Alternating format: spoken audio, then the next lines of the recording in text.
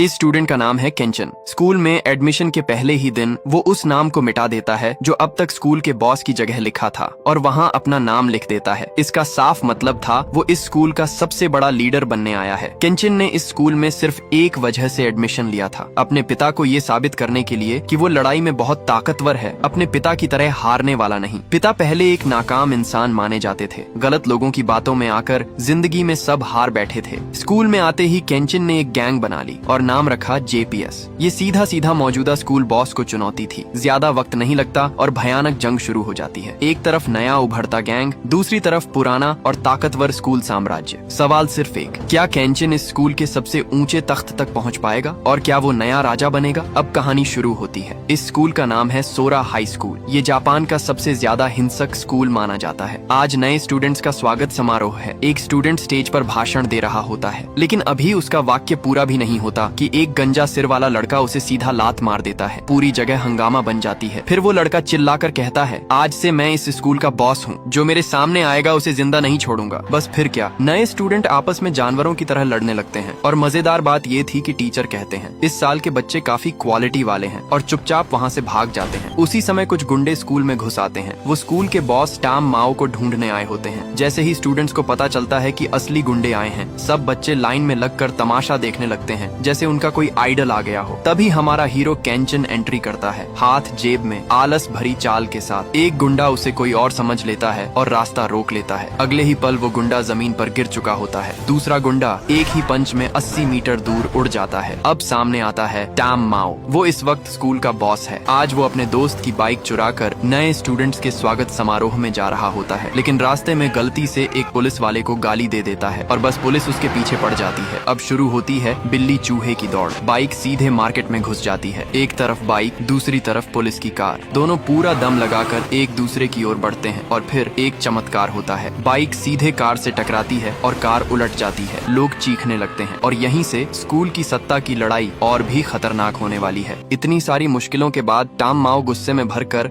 अपनी बाइक चलाते हुए सीधे स्कूल के मैदान तक पहुंच जाता है। लेकिन आज का दिन उसके लिए बिल्कुल भी अच्छा नहीं होता। उसकी एंट्री आप खुद ही देख लीजिए।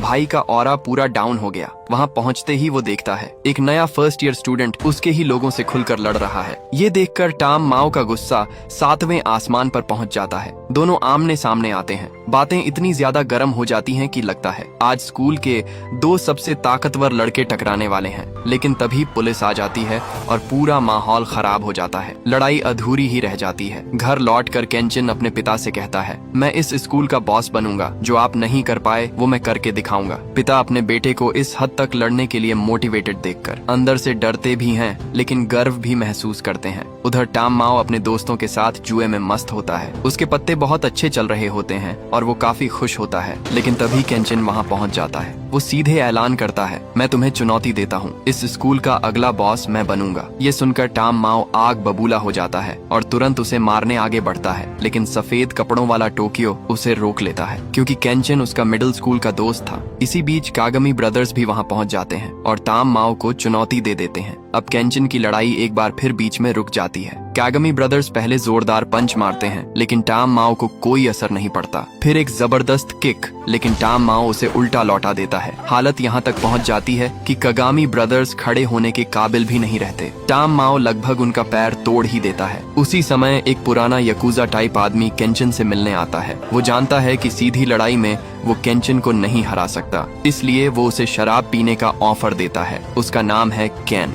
वो भी कभी इसी स्कूल का टॉप स्टूडेंट रह चुका था। केन केंचन से कहता है, अगर तुम्हें इस स्कूल का बॉस बनना है तो सिर्फ ताकत काफी नहीं है, तुम्हें लोगों का दिमाग कंट्रोल करना भी सीखना होगा और सारे गैंग्स को अपने तरफ करना होगा। यहीं से केंचन समझने लगता है ये लड़ाई सिर्फ मुक्कों की नहीं, दिमाग की भी है और अब स्कूल की सत्ता की जंग और भी खतरनाक मोड़ लेने वाली है। उसने उस आदमी की बात मान ली और तभी से उसे अपना बेकार लेकिन चालाक सलाहकार बना लिया। पहला कदम, केंचन सीधे क्लास में गया और जोर से बोला, इस क्लास में सबसे ताकतवर कौन है? थोड़ी देर बाद क्लास का सबसे मजबूत लड़का खड़ा हुआ। केंचन ने सिर्फ कुछ बुनियादी घूंसे मारे और कुछ ही पलों में वो सबसे ताकतवर लड़का कुत्ते की तरह जमीन पर पड़ा कराहने लगा। इस तरह केंचन ने पूरी क्लास को मानसिक दबाव से अपनी तरफ कर लिया। इस लड़ाई के बाद माथुरा, जो क्लास ई का सबसे मजबूत स्टूडेंट था, वो भी केंचन के गैंग में शामिल हो गया। माथुरा ने केंचन और उसके सलाहकार को स्कूल की पूरी ताकतों का नक्शा समझा दिया। स्कूल की बड़ी ताकतें। पहला, आयरन आर्मर गैंग। ये एक बाइक रेसिंग करने वाला गैंग था।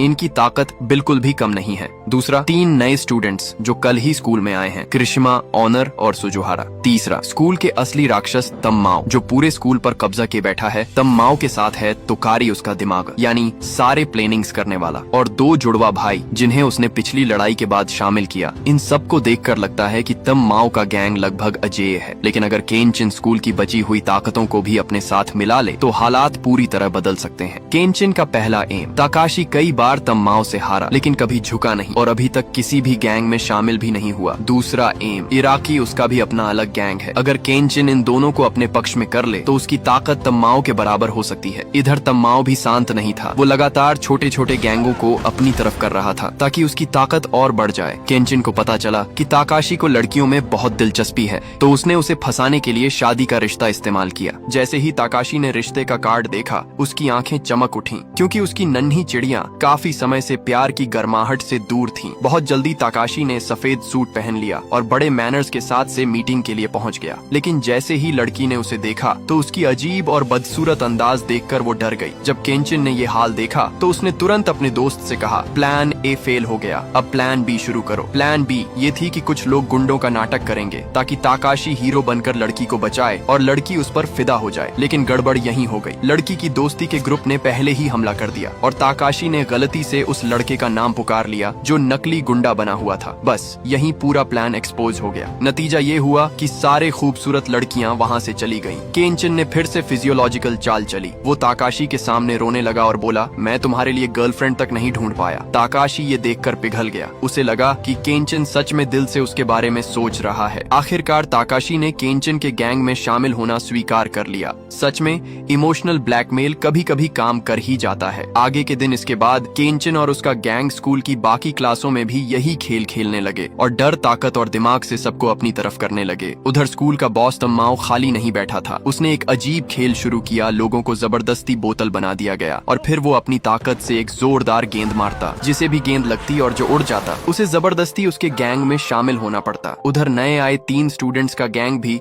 पूरे स्कूल में तांडव मचा रहा था और अपनी ताकत दिखा रहा था। लेकिन एक इंसान ऐसा था जिसे छेड़ने की हिम्मत किसी में नहीं थी। वो था इराकी। जल्द ही केंचिन इराकी से मिलने पहुंचा और उसे अपने गैंग में शामिल होने का न्योता दिया। इराकी बोला, ठीक है, अगर तुम मेरे सारे आदमियों को हरा दो तो मैं शामिल हो जाऊंगा। अब बात थी 20-30 से अकेले लड़ने की, लेकिन केंचिन डरा नहीं। जो भी उस पर झपटा उसने जोरदार जवाब दिया। काफी देर तक घूंसे और लातें चलती रहीं। इराकी की आंखों के सामने केंचिन ने पूरी जान लगा दी। लेकिन सच यही था, अकेला इंसान दर्जनों लोगों को ज्यादा देर तक नहीं झेल सकता। आखिरकार केंचिन को भी कई जोरदार घूंसे खाने पड़े। दुश्मन के गैंग की मार मानो बिजली की तरह बरस रही थी, लेकिन फिर भी केंचिन खड़ा हो गया। उसे जितना भी पीटा गया वो किसी के सामने झुकने को तैयार नहीं था। इसके बाद केंचिन पर लगातार जबरदस्त कॉम्बो अटैक होने लगे। अब उसकी हालत ऐसी हो चुकी थी जैसे कोई ज़ॉम्बी, आधा जिंदा आधा मरा। लेकिन फिर भी वो एक बार फिर खड़ा हो गया। इराकी की आंखों में उस पल केंचिन एक आम लड़का नहीं बल्कि एक ऐसा आदमी था जो सम्मान के काबिल था। इराकी ने केंचिन से कहा, मेरे इलाके में आओ, और वहीं उसने केंचिन के गैंग में शामिल होने की हामी भर दी। दोनों ने एक साथ सिगरेट जलाई। भाईचारे की भावना और गहरी हो गई। इसके बाद केंचिन ने जेंजी परफेक्ट नाम का एक गैंग बनाया। हालांकि ये ताकत अभी तम्माओ को हराने के लिए काफी नहीं थी, लेकिन केंचिन की हैसियत अब साफ तौर पर तेजी से बढ़ रही थी। तम्माओ ये सब देखकर अंदर ही अंदर बेचैन हो रहा था। उसका सलाहकार तोकारी ये देख चुप नहीं बैठा और बिना बताए खुद ही हरकत में आ गया। उसने इराकी के इलाके पर हमला कर दिया। जब केंचिन इराकी के इलाके में पहुंचा तो जो नजारा उसने देखा वो डरावना था। इराकी का एक आदमी एक पैर से उल्टा लटका लटका हुआ था और उसे काफी बुरी तरह पीटा गया था। केंचिन गुस्से से आग बबूला हो गया। वो तुरंत बदला लेना चाहता था, लेकिन उसके साथियों ने उसे रोक लिया, ये कहकर कि अभी सही समय नहीं है, तम्माओ की ताकत अभी ज्यादा है। इसके बाद केंचिन की मुलाकात तम्माओ से एक बार में हुई। केंचिन खड़ा हुआ और बोला, एक बार भिड़ लेते हैं, लेकिन तम्माओ ने इराकी वाले मामले में उसका हाथ है ये मानने से मना कर दिया। उसी वक्त तम्माओ का सबसे करीबी दोस्त टोकोयो अचानक दिल का दौरा पड़ने से गिर गया।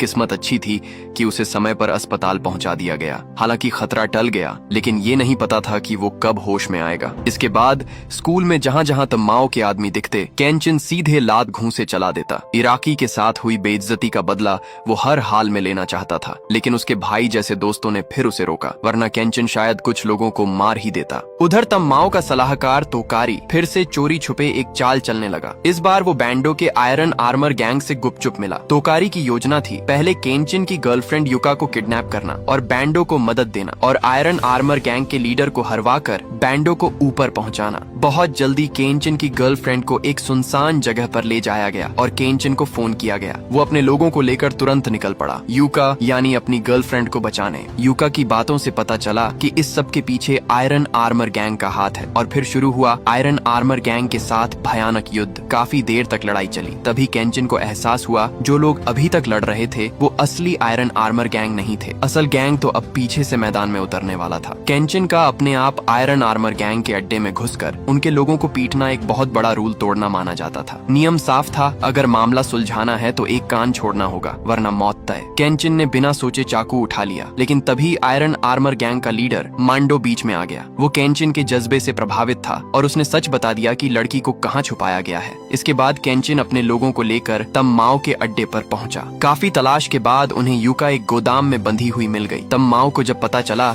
कि ये सब उसके ही आदमी ने अपने मन से किया है तो वो बहुत गुस्सा हो गया। उसने अपने सलाहकार तोकारी को कई घूंसे मारे और गैंग से बाहर निकाल दिया। अब सब कुछ साफ हो चुका था। केंचिन ने तम्माओ से कहा, कल सुबह 5 बजे स्कूल के मैदान में फैसला होगा कौन जिएगा और कौन मरेगा। अगली सुबह आसमान भी दोनों लीडरों के मन जैसा था। तेज बारिश हो रही थी, लेकिन बारिश भी इस मौत की लड़ाई को नहीं रोक सकी। केंचिन पूरे जोश के साथ मैदान में उतरा। उसने गुस्से में छाता तक फेंक दिया। उसके साथी भी भीगते हुए अपने लीडर के पीछे खड़े थे। दूसरी ओर तम्माओ सफेद छाता पकड़े धीरे धीरे मैदान में आया। संख्या में केंचिन के लोग कम थे, लेकिन उनका जोश किसी से कम नहीं था। नए आए 3 स्टूडेंट्स का ग्रुप दांव लगा रहा था कि कौन जीतेगा। उधर टोकोयो जो दोनों लीडरों का दोस्त था, आज जिंदगी और मौत की सर्जरी से गुजर रहा था। अब 2 शेर आमने सामने थे। पल भर में दोनों गैंग एक दूसरे पर टूट पड़े। तम्माओ पहले शांत खड़ा रहा, फिर छाता मोड़कर रख दिया और खुद लड़ाई में कूद पड़ा। बारिश में लड़ाई बेहद खौफनाक थी। तम्माओ की गैंग में 110 लोग थे और केंचिन की गैंग में सिर्फ 70 लोग थे। संख्या में कम होने के बावजूद केंचिन की टीम डटकर लड़ रही थी। केंचिन अकेला कई लोगों पर भारी पड़ रहा था। तम्माओ एक कदम चलता और एक आदमी गिर जाता।